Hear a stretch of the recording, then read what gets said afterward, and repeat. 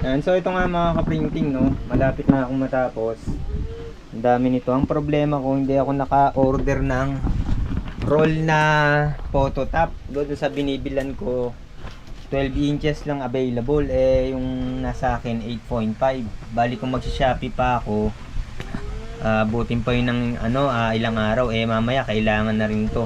So ang binili ko na lang LMB, no, may LMB pa rin, no. Yan yung LMB matte. Tapos eto, 'di ba, ibang issue sa paglalaminate, yung nagkakaroon ng bubble sa loob, no. Ayan, eto na laminate ko na yan ng matte siya. So kung makikita nyo, malinis naman siya, no. So hindi naman tayo sobrang perfect na nagkakamali din, no. Nagkakamali din tayo, no. Pero eto yun, no, para maiwasan nyo yung bubbles, yan, no. So ang ginagawa ko lang din dyan, ang alam ko naturo ko na rin to eh. Teka lang ha. Ang ginagawa ko lang din dyan,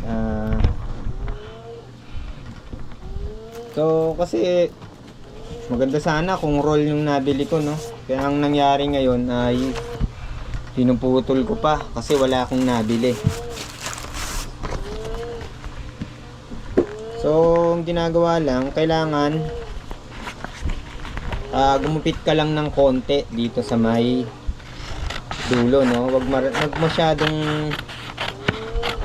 masyadong malaki. Then ayan, itapat mo yan, no. Itapat, tas hatak. Kailangan hatak, no, kasi pagka hindi mo hinatak yan, magi-start ng yan, hindi lalapat. Yan. So dapat dito pa lang sa dulo okay na.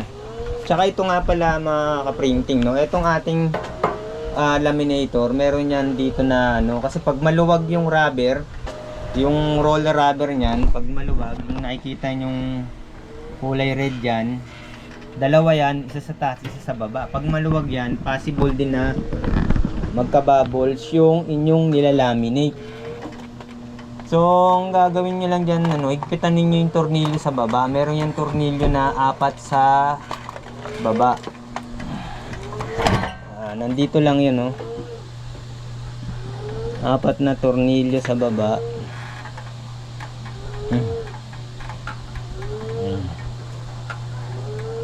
Kailangan nyo palang alisin yung kailangan nyo alisin yung nandito lang yun eh. Kailangan nyo pala dito pala yung sa loob, no. Ito kailangan alisin. Ito mga ka-printing, ito, no, wala pala dun sa baba, no. Nandito sa taas, sa loob. So halimbawa masyadong malaki na yung yung bubbles, madaming bubbles, tapos hindi lapat na lapat yung pagkakalaminate, adjust nyo lang higpit nyan dito. Ito, i-adjust nyo yung higpit dito. Ayan, adjust nyo yan. Tapos dito alalay lang, huwag masyadong mahigpit.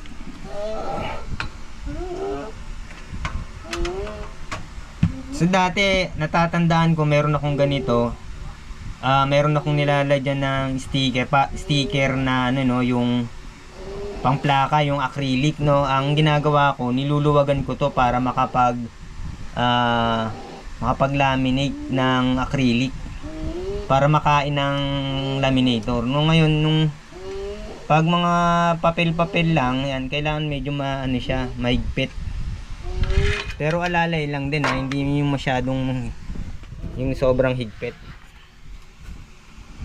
Baka maapektuhan na yung pag-ikot ng motor. Nandito. Tapos mo video, timpla mo ko gatas. Timpla kita gatas? Yes, walang mainit O sige, wait. laging malamig. Wait lang, matapos natin kasi ito. Siningit ko lang tong video natin. So, white na lang ako. Wait lang, o sige. So basta ito, higpitan ninyo ng konting-konti lang, alalay lang. So ayan no, kung makikita nyo dito may spring yan no. Ayan no. Ayan, adjust lang yan. Pwedeng luwagan, pwedeng higpitan. Ayan. Alalay pa rin. Ayan. Ayan. So yan lang mga kaprinting oh, yun yung tips no. Pwede kong i-adjust tong laminator ninyo.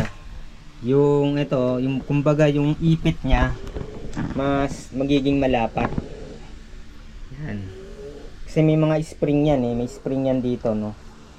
Yan. So mas maganda yung magiging resulta ng laminate nyo no. I-ano nyo na lang, baga wala namang kasing specific kung gaano ka ano no, i-trial and error nyo na lang. Kung saan yung mas maganda, yun yung i-maintain nyo na ano, na preferences.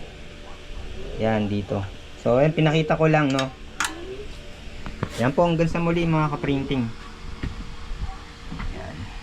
So marami tayong i-cold lamination no. Sana nakabili ako ng para na i-tutorial ko rin. Kaya lang wala eh. Cut size lang yung madaling mabili. Yan. Okay, hanggang sa muli. Yan. So kailangan pantay na pantay.